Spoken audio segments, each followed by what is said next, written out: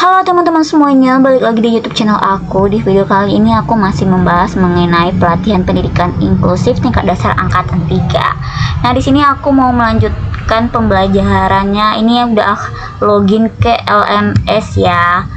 Dan ini aku mengerjakan topik 2 masih di tema 1 bagian aktivitas 5-nya, yaitu merefleksikan pembelajaran.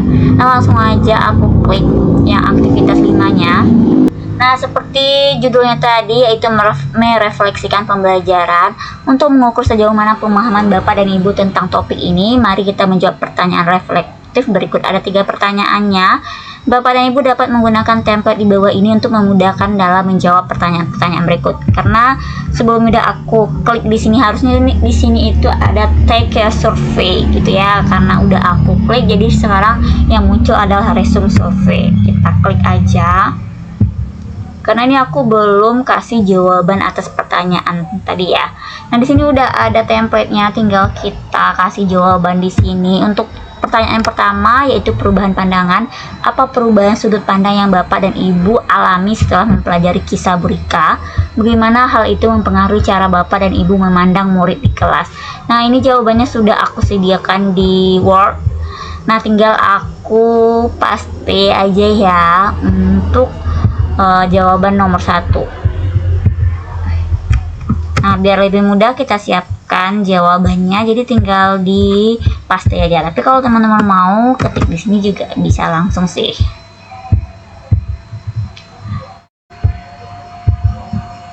Oke, lanjut ke pertanyaan yang kedua. Pengalaman dan pembelajaran. Refleksikan satu pengalaman Bapak dan Ibu menghadapi keragaman di kelas. Apa yang Bapak dan Ibu pelajari dari situasi tersebut? Nah, di sini juga udah aku siapin jawabannya, tinggal aku copy paste aja supaya lebih mudah ya. Nah, ini dia.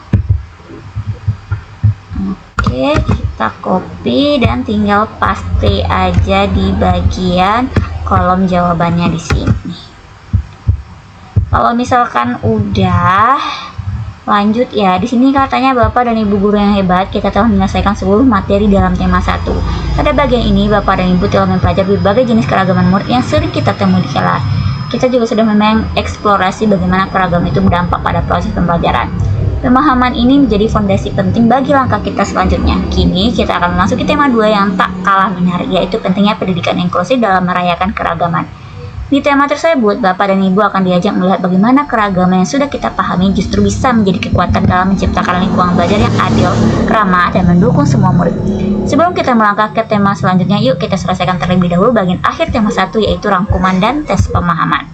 Kalau misalkan udah jawaban atas 2 pertanyaan itu, langsung aja kita submit kuisnya. Oke, ini udah submit ya. Lanjut ke modul yang tadi.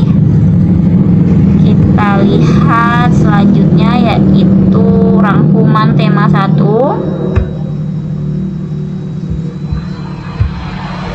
Nah, ini ada rangkuman tema 1, bagian 1, ada bagian 2, kemudian ada bagian 3.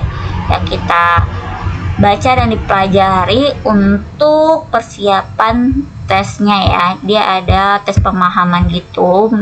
Skor minimalnya itu harus 80. Ini dia. Tes pemahaman tema 1, skor at least 80, minimal 80. Nah, demikian teman-teman untuk aktivitas 5-nya. Untuk pemahaman akan aku berikan di video selanjutnya. Terima kasih, bye-bye.